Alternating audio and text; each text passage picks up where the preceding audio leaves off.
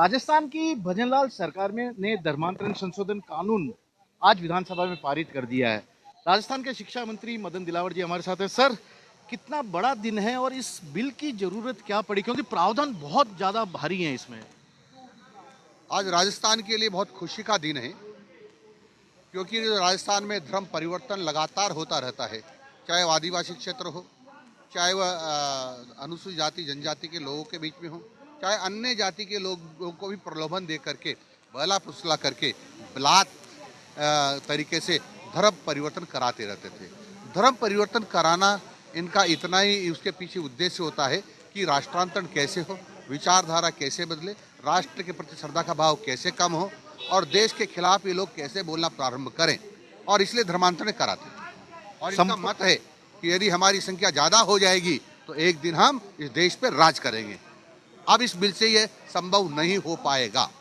बड़ी बात है, लेकिन 50 लाख रुपए तक का जुर्माना, संपत्ति सीज करना, बुलडोजर चलाना, ये सब भी ये प्रावधान है। हमने कहा ना, कठोर से कठोर दंड देना ही चाहिए।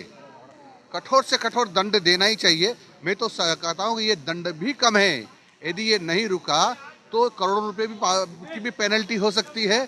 और जिस प्रकार से वीर सावर को कई जन्म का कारावास दिया था, शायद वो भी संभावना हो सकती है। लेकिन मैं मानता हूँ कि एक जन्म का ही बहुत होता है। लेकिन एक आखिरी सवाल सर, कुछ न कुछ अधूरापन रह गया। विपक्ष ने चर्चा में भाग नहीं लिया, आज कोई वजह समझ में आई? जानबूझ करके नहीं लिया, उन्होंने जानबूझ करके नहीं लिया। वो चाहते हैं हिंदुओं का धर्मांतरण हो, देश कमजोर हो, देश के प्रति लोगों की श्रद्धा कम हो और देश को कैसे नुकसान हो, इसलिए उन्होंने इसमें भाग नहीं लिया है। समझाने की कोशिश करेंगे अब भी, क्योंकि अब तो कानून बन गया। हम हमेशा समझाने की कोशिश करते हैं और अनवरत समझाते रहेंगे। लेकिन मुझे नहीं लगता है कि जिनका इस प्रकार का भाव हो कि हमारे देश को नुकसान कैसे हो, वो कैसे समझ सकते हैं। राजस्थान के शिक्षा मंत्री हैं मदन दिलावर, और ये वो धर्मांतरण बिल था जो कि आज विधानसभा में अब विधेयक कानून बन गया। अपने आप में बहुत बड़ी बात है। राजस्थान सरकार ने इसमें काफ़ी बड़े प्रावधान किए हैं और ये विधानसभा में इस तरह के प्रावधान बताते हैं कि सरकार धर्मांतरण को लेकर कितनी संगीन है।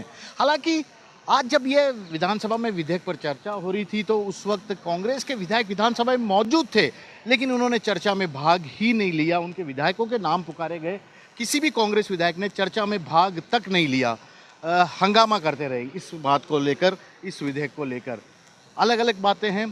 तो अभी मैं कुछ और विधायकों से यहाँ पर बातचीत करूँगा, क्योंकि ये बिल अपने आप में राजस्थान सरकार की ओर से लाया गया एक काफ़ी अहम बिल कहा जा रहा है। इसमें ऐसे ऐसे प्रावधान हैं जो प्रावधान शायद धर्मांतरण को पूरी तरह रोकने में काफ़ी कारगर भी साबित होंगे। तो अभी कांग्रेस क्यों इस पूरे बिल पर पार्टिसिपेट नहीं करी थी, ये एक बड़ा सवाल है।